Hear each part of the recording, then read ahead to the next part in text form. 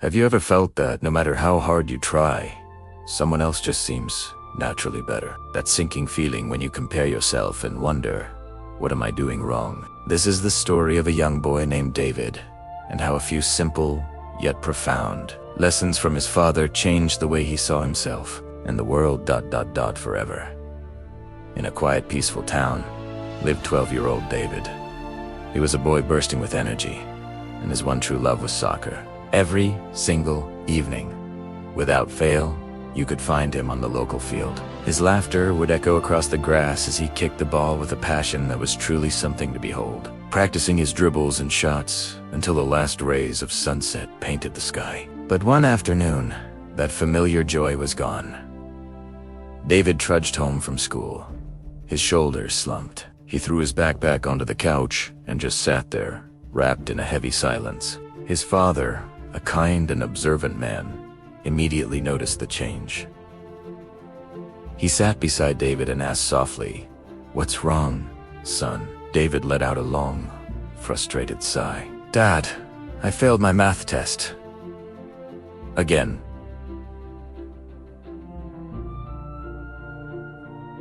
His voice was laced with disappointment. "It doesn't matter how hard I study.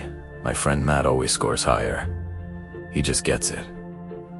He's just smarter than me." The words hung in the air, heavy with the weight of defeat.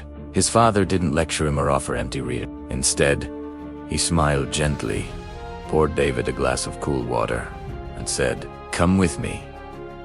He led David out into their small backyard, where the trees swayed gently in the afternoon breeze, and the air was filled with the scent of freshly cut grass. Looking his son in the eye, he said, "David, today you're going to learn 3 lessons. 3 lessons that will guide you for the rest of your life." David, intrigued despite his sadness, nodded curiously. For the first lesson, his father began, "I want you to invite Matt to play soccer with you tomorrow."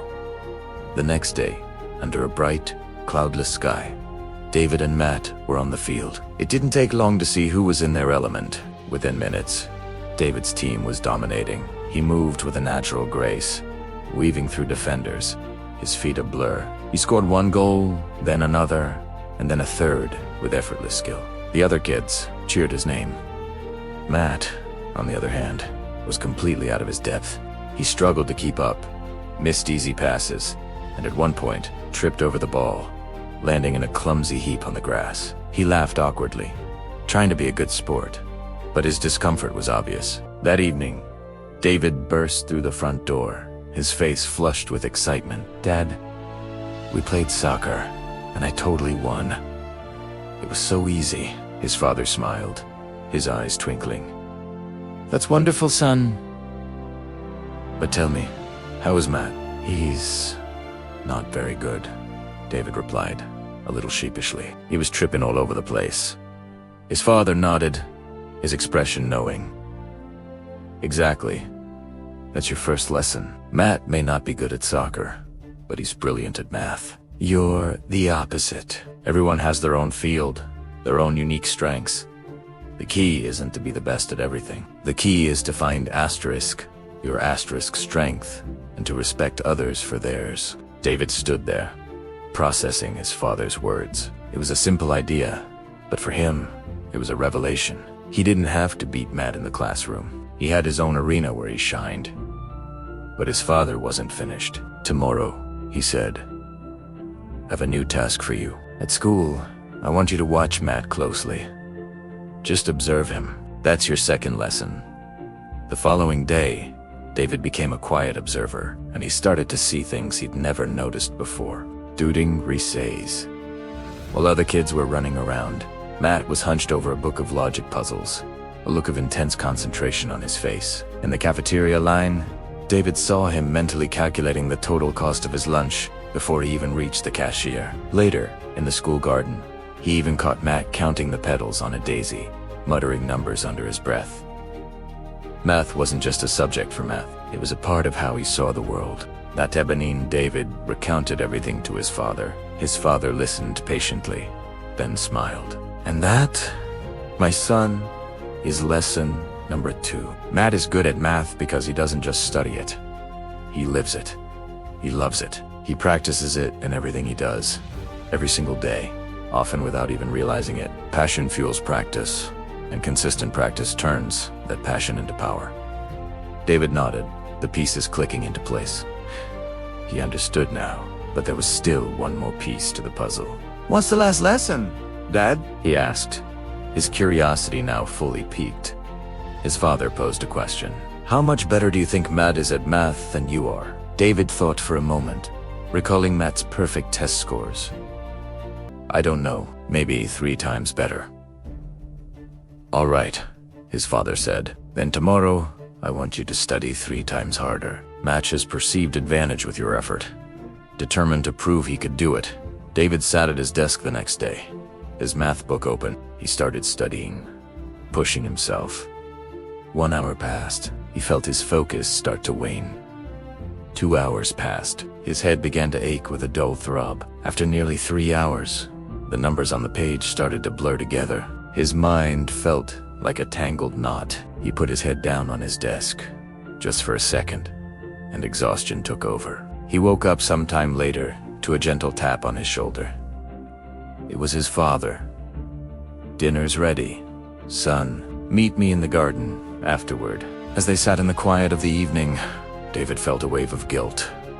Dad, I failed again, he admitted, his voice quiet. I couldn't finish. I tried to study for 3 hours, but my head started to hurt so much, I just couldn't do it. His father didn't look disappointed at all. He smiled, the softest, kindest smile David had ever seen.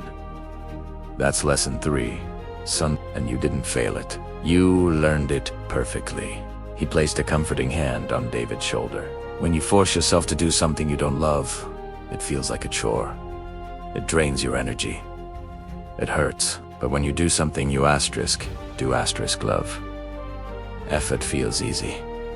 It feels like play. That's why you can play soccer for hours and feel energized, not exhausted. He looked David straight in the eyes, his voice filled with warmth and wisdom. So remember this, son. If you want to become truly great at something, you have 2 paths. You can either find what you love and dedicate yourself to it, or you can learn to love what you must do. Find the joy, find the passion, and the effort will follow. David never forgot those words. He carried those 3 lessons with him from that day forward. He learned that success isn't a competition against others.